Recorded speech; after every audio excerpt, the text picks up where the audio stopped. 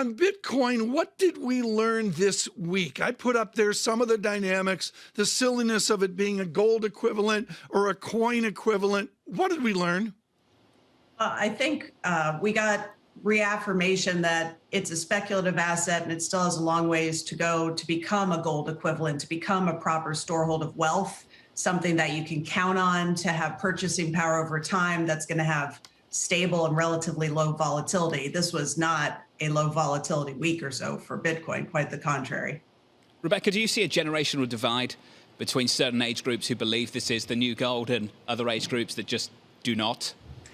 Anecdotally, yes. Anecdotally, it does seem that people who are looking for alternative sources of cash, if you will, you do have a bit of a younger generation bias towards the cryptocurrencies versus gold.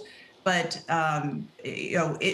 to me, it's not the generation as much as the retail versus the institutional. The money that's going into Bitcoin and other cryptocurrencies today is still largely retail. Of course, you're getting a few more corporations, you're getting family offices, you're getting some hedge funds, but the large institutional money that's thinking about, do I want this as part of the diversifying assets in my portfolio to protect me from drawdowns, from bad periods of market stress? We're not there yet. It might get there over time, but it's not there yet. So this is still an asset that I think is primarily one to be used for return and speculation, not to hold. Over time, though, Rebecca, do you think that investor conditioning kicks in? Many people will ask us when they're not familiar with financial markets and macro, why does the yen do so well when things get bad? And there are various ways of explaining that, but one of them is it just does well. It's worked and it's worked historically. Do we need to be conditioned by this somehow to start believing it a little bit more? Well, I think over time, you could see that environment come together. And there's a couple things I'd be watching. The big one right now is the regulatory ecosystem.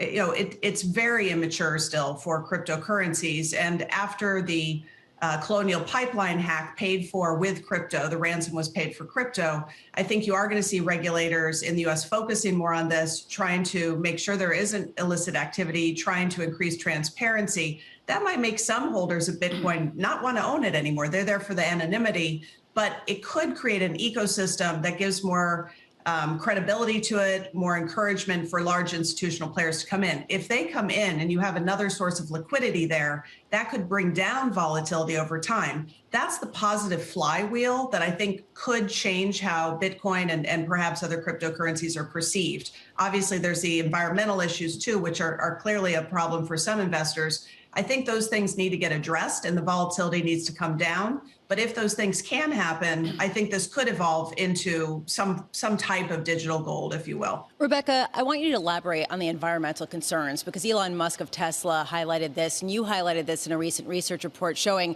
that Bitcoin uses up more energy than, say, even Switzerland. When you take a look at the energy consumption, it's basically a nation unto itself when it comes to this area. Can this be solved? How big of a concern is this for certain investors? Well, increasingly, investors are focusing on environmental and other ESG issues. So it is an increasing concern for a lot of large institutions.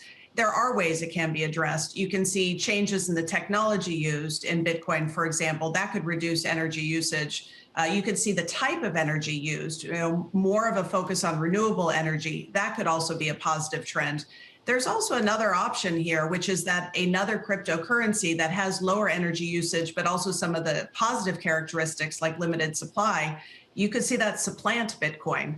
Just because Bitcoin is the dominant currency today doesn't mean it'll always be. So I think there are some different paths, but over time, it's going to get addressed one way or another. Meanwhile, Rebecca, I want to pick up on something that John was talking about, because I know that this dovetails into the inflation call that Bridgewater has had, this whole cash is trash, and that Ray Dalio was talking about. But moving forward, that inflation is going to be more of a threat. What do you make of the move recently lower in longer-term break-even rates? Basically, longer-term inflation expectations have come down, even as we get this robust data.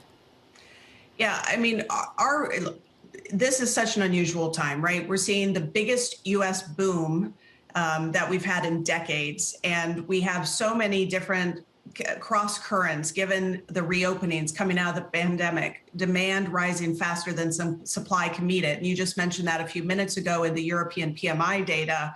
that it's hard to have a high degree of confidence how this is going to play out. But as we look at the year or so ahead, we see a decent amount of risk that inflation could keep rising. It's already rising, but stay higher for longer. And part of that is the supply taking a while to catch up with the increasing demand.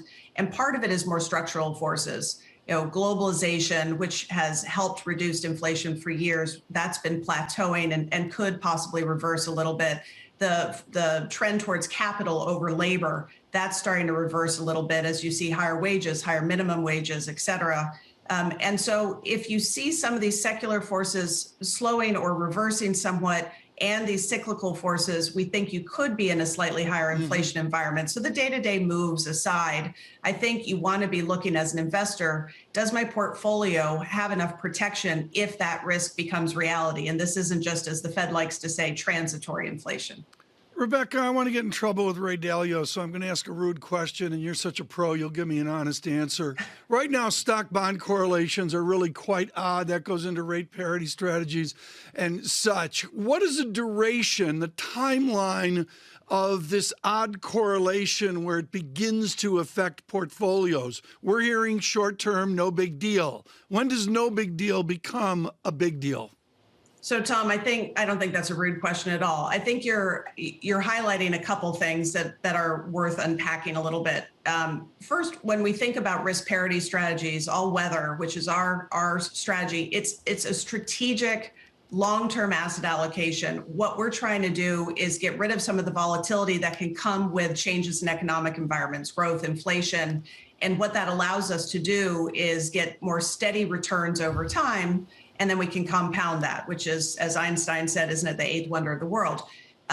So that's a very different strategy than, say, pure alpha, where we're really focusing on uncorrelated return streams that are over shorter time periods. It's more tactical. For folks who are thinking about a risk parity strategy, remember, it's never been determined on one asset or one country. It's going to be a balanced mix of assets. So even if bond yields rise, there are going to be other bonds that are still attractive. China, for example, the 10-year yield there is still 3%, much more normal policy mix going on. And then you're going to have other assets that are going to give you that diversification and that balance, no matter what the environment is. But the other thing, Tom, that I think is really important that you just said is about correlation. And I think, every 60-40 portfolios over the last couple of decades have just been able to sit back and let it roll in. You've had rising stocks and falling bond yields. And today there is a chance that you're going to see that relationship break apart. And you need to understand why that's happening and then what you do about it.